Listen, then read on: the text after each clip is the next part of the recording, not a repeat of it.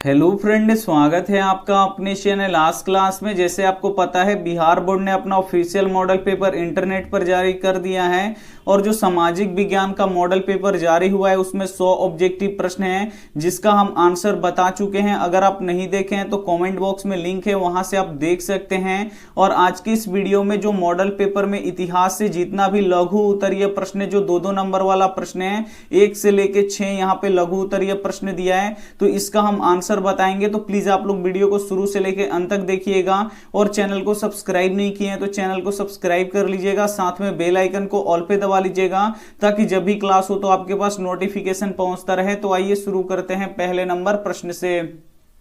पहला नंबर प्रश्न है कि राष्ट्रवाद को परिभाषित करें। काफी महत्वपूर्ण प्रश्न है कि राष्ट्रवाद को परिभाषित करें। तो आइए इसका उत्तर देख लेते हैं। राष्ट्रवाद राष्ट्र के प्रति प्रेम और लगाव की एक भावना है। ये एक ऐसी भावना है जो किसी विशेष भौगोलिक, सामाजिक या सांस्कृतिक परिवेश में रहने वाले लोगों में एकता की भावना को दर्शाता है, जिसे राष्ट्रवाद कहते हैं। राष्ट्रवाद क्या है? तो राष्ट्रवाद राष्ट्र के प्रति प्रेम और लगाव की एक भावना है। राष्ट्रवाद क्या है? तो राष्ट्रवाद अपने देश के प्रति प्रेम और लगाव की एक क्या है? भावना है। ये एक ऐसी भावना है जो किसी विशेष भौगोलिक, सामाजिक या सांस्कृतिक परिवेश में रहने वाले लोगों में एकता की भावना को दर्शाता है। जो राष्ट्रवाद होता है ये एकता की भावना को क्या करता है? दर्शाता है। जैसे यहाँ पे देख लीजिए, भारत में बहुत ही अधिक जाति के लोग रहते हैं, लेकिन सभी धर्मों में यहाँ पे देखिए क्या होता है, बिल्कुल सभी धर्मों के लोग एक दूसरे से मिलकर रहते हैं। ये क्या है? तो ये राष्ट्रवाद है। तो यहाँ पे देखिए, जिस देश में राष्ट्रवाद अधिक होगा, यानी अपने देश से लगाव, यानी अपने देश से प्रेम और लगाव अधिक होगा, वो देश उतना ही मजबूत होगा। तो अपने देश के प्रति हम लोगों को देशभक्ति दिखानी चाहिए और राष्ट्रवादी बनना चाहिए। तो उम्मीद करते हैं ये प्रश्न आपको काफी अच्छी तरीके से समझ में आया होगा। तो समझ में आ रहा है तो प्लीज आप लोग वीडियो को शुरू से लेकर अंत तक देखते रहिएगा और वीडियो को लाइक नहीं किए तो प्लीज आप लोग वीडियो को लाइक भी कर दीजिएगा। आइए देखते हैं अगला प्रश्न। 2 नंबर प्रश्न है कि क्रांति से पूर्व रूसी किसानों की स्थिति कैसी थी। यह भी काफी महत्वपूर्ण प्रश्न है कि क्रांति से पूर्व यानी क्रांति से पहले जो रूसी किसान थे उसकी स्थिति कैसी थी, आपको बताना है। तो आइए इसका उत्तर देख लेते हैं। रूस में बहुत ही अधिक संख्या में किसान थे जो अपने छोटे छोटे खेतों पर पुराने ढंग से खेती करते थे। किसान और मजदूरों को कम मजदूरी में अधिक काम करना पड़ता था। रूस के किसान करों के बोझ के नीचे दबे थे। रूस के किसान अपनी मांगों के लिए आंदोलन नहीं कर सकते, उन्हें कोई राजनीतिक अधिकार प्राप्त नहीं था। क्रांति से पूर्व रूसी किसानों की ऐसी हालत थी। तो यहां पे आप लोग देख सकते हैं कि क्रांति से पूर्व रूसी किसानों की कैसी हालत थी। तो जो रूस देश है उसमें बहुत ही अधिक संख्या में किसान थे जो अपने छोटे छोटे खेतों पर पुराने ढंग से खेती करते थे, और जो किसान मजदूर होते थे उनको बहुत ही कम पैसा दिया जाता था मजदूरी का। और रूसी जो किसान थे वो करों के बोझ के नीचे दबे थे। यानी कर क्या होता है? यानी कर्ज। जो रूसी किसान थे वो कर्ज, यानी यहां पे देखिए कर्ज के रूप में कर्ज में दबे हुए थे और रूसी किसान अपनी अपनी मांगों के लिए आंदोलन नहीं कर सकते। तो जो रूस के किसान थे वो अपनी मांगों के लिए कोई भी यहां पे आंदोलन नहीं कर सकते थे, क्योंकि उन्हें कोई राजनीतिक अधिकार प्राप्त नहीं था, वो अपना आंदोलन भी नहीं कर सकते थे।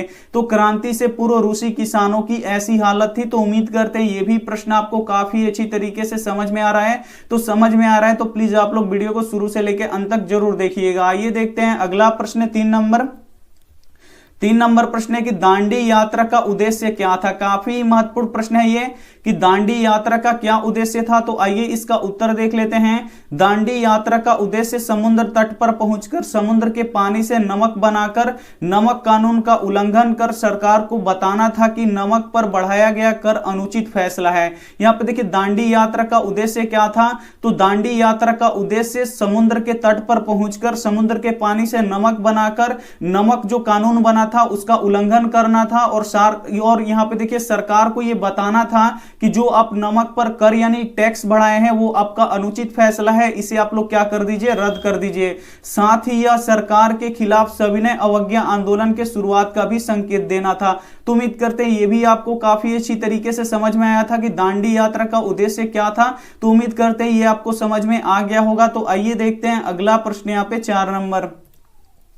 4 नंबर भी प्रश्न देख लीजिए, काफी महत्वपूर्ण है कि गुटेनबर्ग ने मुद्रण यंत्र की विकास कैसे किया। काफी महत्वपूर्ण प्रश्न है कि जो गुटेनबर्ग हैं वो मुद्रण यंत्र का विकास कैसे किया। तो आइए इसका उत्तर देख लेते हैं। गुटेनबर्ग ने अपनी ज्ञान और अनुभव से टुकड़ों में बिखरी मुद्रण कला को एकत्रित किया और टाइपों के लिए पंच मैट्रिक्स मॉडल बनाने पर योजनाबद्ध ढंग से काम शुरू किया और एक सुस्पष्ट, सस्ता और तथा शीघ्र कार्य करने वाला मुद्रण यंत्र का विकसित किया। गुटेनबर्ग ने आवश्यकता अनुसार मुद्रण स्याही भी बनाई। तो उम्मीद करते हैं ये भी प्रश्न आपको काफी अच्छी तरीके से समझ में आया होगा कि गुटेनबर्ग ने मुद्रण यंत्र का विकास कैसे किया। तो गुटेनबर्ग ने अपनी ज्ञान और अनुभव से टुकड़ों में बिखरी मुद्रण कला को एकत्रित किया और टाइपों के लिए पंच मैट्रिक्स मॉडल बनाने पर योजनाबद्ध ढंग से काम शुरू किया। और ये जब काम शुरू किए तो एक यहां पर देखिए मुद्रण यंत्र बनाए जो एक सुस्पष्ट यानी एकदम अच्छा दिखने वाला और सस्ता तथा शीघ्र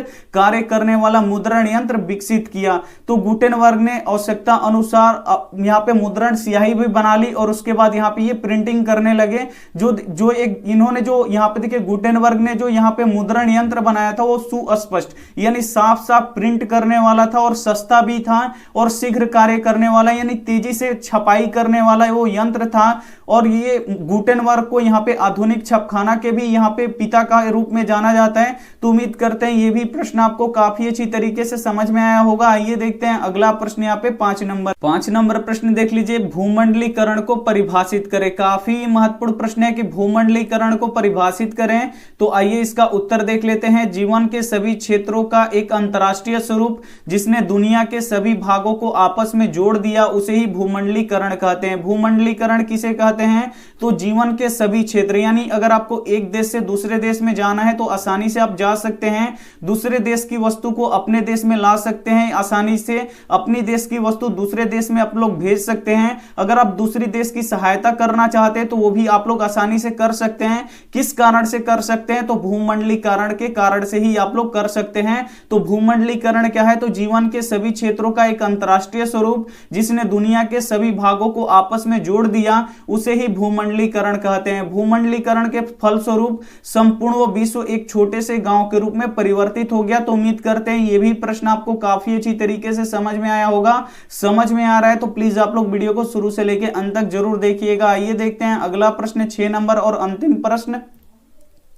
6 नंबर प्रश्न है कि all India trade union Congress की स्थापना क्यों हुई। काफी महत्वपूर्ण प्रश्न है कि all India trade union Congress की स्थापना क्यों हुई। तो आइए इसका उत्तर देख लेते हैं। कल कारखानों में काम कर रहे मजदूरों का उद्योगपति उनका शोषण करते थे। इन मजदूरों के साथ हो रहे शोषण को रोकने के लिए तथा मजदूरी के मांग को मनवाने के लिए all India trade union Congress की स्थापना हुई। यहाँ पे देखिए all India trade union Congress की स्थापना क्यों हुई? क्योंकि जो कल कारखाने में जो मजदूर काम करते थे उनका शोषण किया जाता था, उद्योगपतियों के द्वारा ज्यादा काम कराया जाता था और कम पैसा दिया जाता था। इस तरह मजदूरों का उद्योगपतियों द्वारा शोषण किया जा रहा था। इन मजदूरों के साथ हो रहे शोषण को रोकने के लिए तथा मजदूरी मांगों को मनवाने के लिए all India trade union Congress की स्थापना हुई। तो उम्मीद करते हैं ये भी प्रश्न आपको काफी अच्छी तरीके से समझ में आया होगा। समझ में आ रहा है तो प्लीज आप लोग वीडियो को लाइक कर दीजिएगा, अपने दोस्तों के पास इसे जरूर शेयर कीजिएगा। और यहाँ पे देख लीजिए यहाँ पे खत्म होते हैं 6 प्रश्न। यहाँ पे देखिए वीडियो को आप लोग लाइक कर दीजिएगा, अपने दोस्तों के पास शेयर कीजिएगा। चैनल को सब्सक्राइब नहीं किए हैं तो चैनल को सब्सक्राइब करके साथ में बेल आइकन को ऑल पे दबा लीजिएगा ताकि जब भी क्लास हो तो आपके पास नोटिफिकेशन पहुंचता रहे। Thank you for watching. मिलते हैं अगले वीडियो में, तब तक अपना ध्यान रखिए, मन लगा के पढ़ाई कीजिए। Take care and bye.